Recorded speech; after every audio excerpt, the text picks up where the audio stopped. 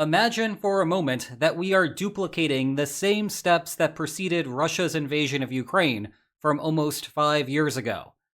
Now, further imagine that while war watchers range from being concerned about the situation to outright freaking out about it, all the mainstream media outlets bury the story under the death of Dolly Parton, the growing trade war with Canada, the trials and tribulations of a certain Australian breakdancer, and whatever the heck this is about deadlifting.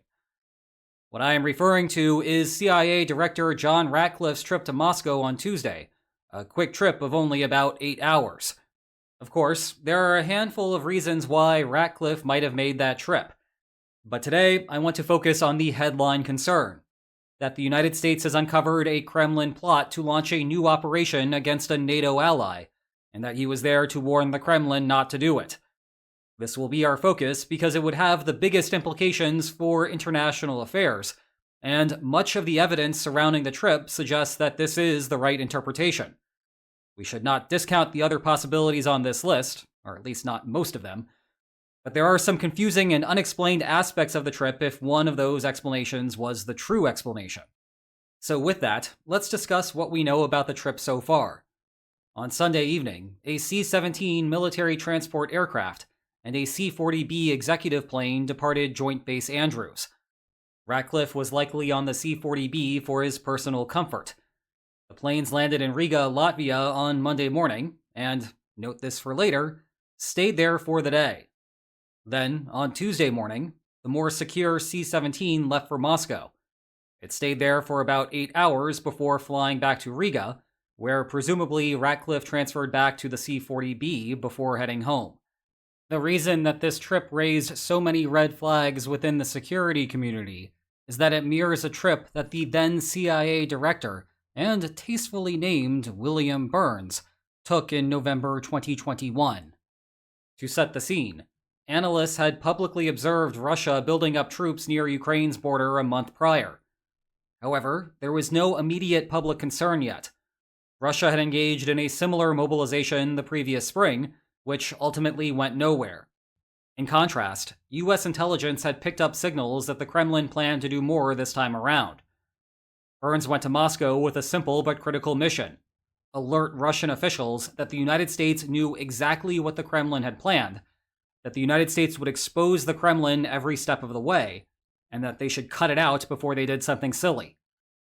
Russian officials pretended like they had no idea what he was talking about. And it is possible that some of them truly were clueless because Putin had kept them out of the loop. Regardless, Russia continued to walk down the forbidden path. The United States indeed telegraphed every step of what would happen over the next 3 months. Europe downplayed the threat, but US intelligence was proven correct on February 24th, 2022, with the start of the invasion. Back to the current situation. The last month has featured a whole bunch of intelligence chatter about a possible Russian operation against Poland or the Baltics. The possibilities here are all over the place. A small-scale incursion in a place like Narva, Russian aircraft accidentally crossing into Allied airspace, more drones intended for Ukraine, but happening to wander off course, even the possibility of using recovered Ukrainian drones to strike Baltic or Polish infrastructure, as though to make it appear that Ukraine was deliberately striking NATO, for reasons. But why would Russia want to provoke NATO when the Kremlin can barely handle what is happening in Ukraine? That is a common retort, and the answer is that the Kremlin would really like to mobilize more troops to fight in Ukraine, but that is a politically unpopular position at the moment. So, the plan for now appears to be Phase 1, provoke NATO. Phase 2, rally grassroots Russian support for greater security measures.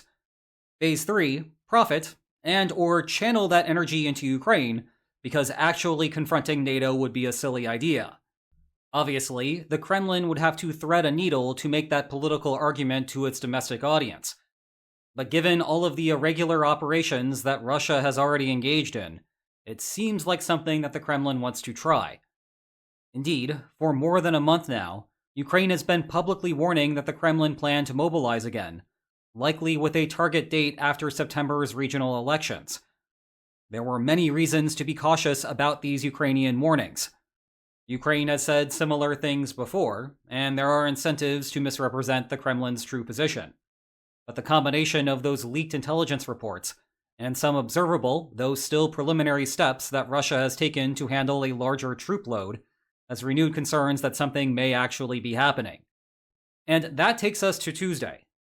If you are as concerned about the aforementioned security situation as some are in the intelligence community, then the most likely explanation for Ratcliffe's trip is as follows. The United States picked up signals of a more serious and/or more specific threat. Ratcliffe requested a meeting with the Kremlin with a short turnaround time. He flew there, walked through the intelligence that the United States and its eastern flank partners had acquired, gave them the same warning that Burns gave them 5 years ago, and left. Remember, the goal of Article 5 is to never have to invoke Article 5.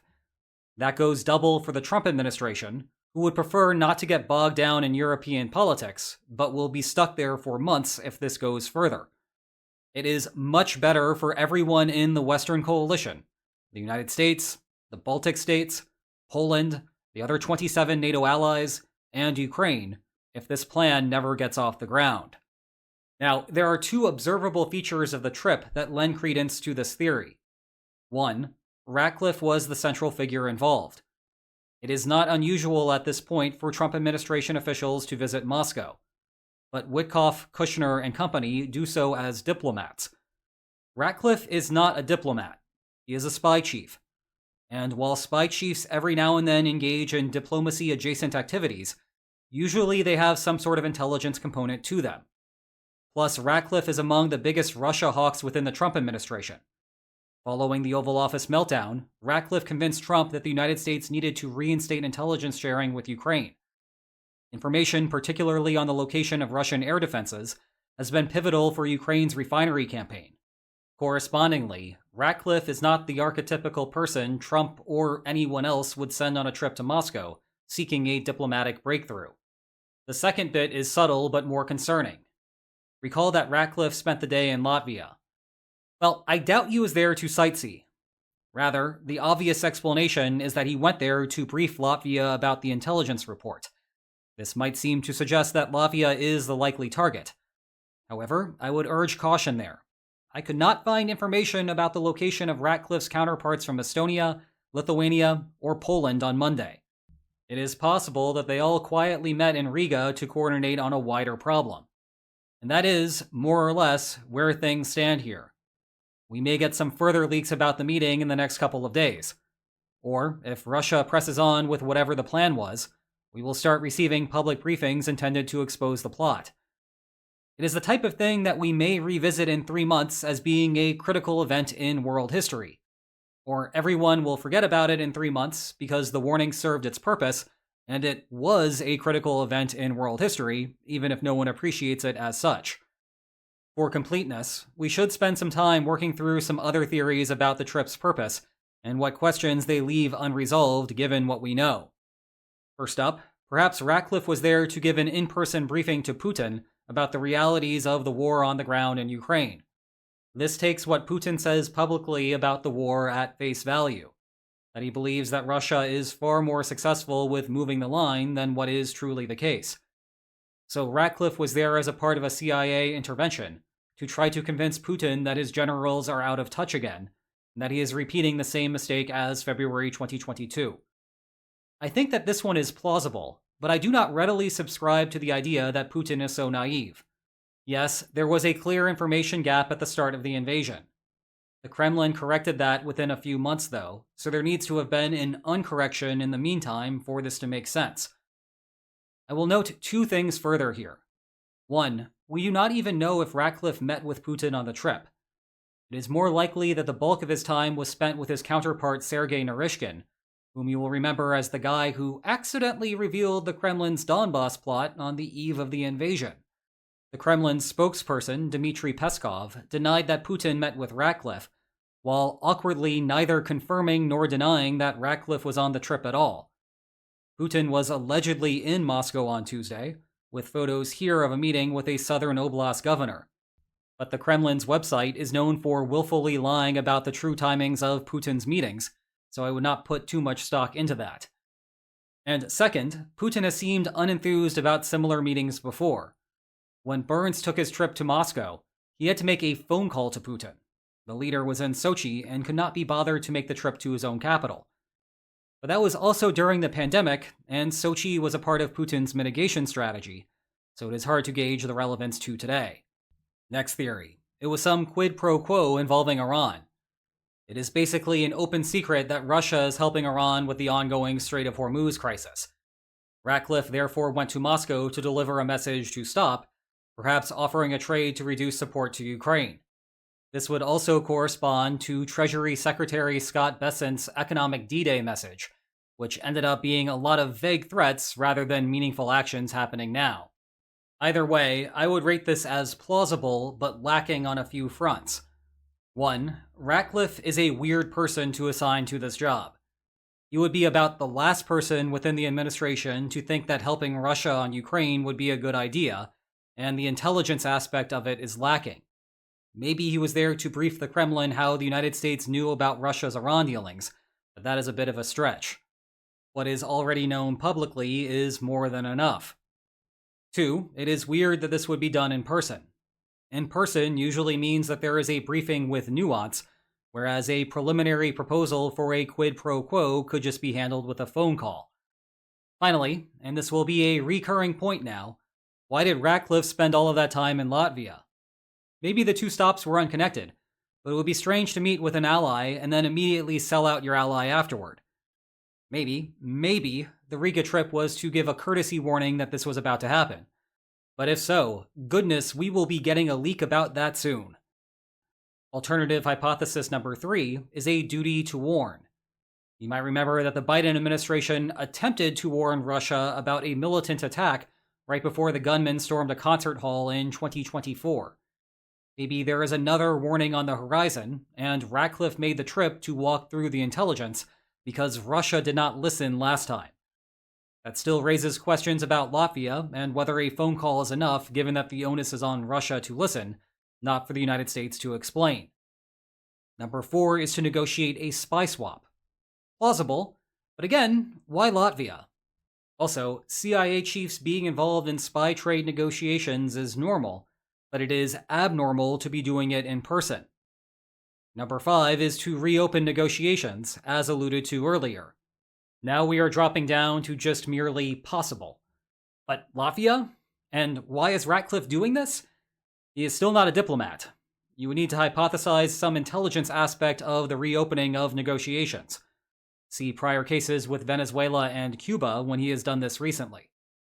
And then we get to number 6, which is patently ridiculous, and yet the subject of so much amateurish theorizing. Ratcliffe was there to work with Russia to destroy the Western Alliance bloc. I mean, isn't it obvious? The mission was a secret until the flights exposed him. No, this being secret is not out of the ordinary. It is how previous trips like this have worked, including the Burns trip. But isn't it obvious? The United States even told Ukraine not to fire on Moscow during that time. No, that is to make sure that Ukraine does not accidentally kill the head of the CIA. Just imagine the chaos that would cause. Also, the United States tells Russia to do the same thing with Kyiv when American diplomats are visiting. In fact, Keith Kellogg is jokingly called the patron saint of Kyiv because everything would be magically quiet whenever he visited. But isn't it obvious? The CIA has been in league with Russia this entire time. No, they have not, and if you were listening earlier, you would know that it is quite the opposite.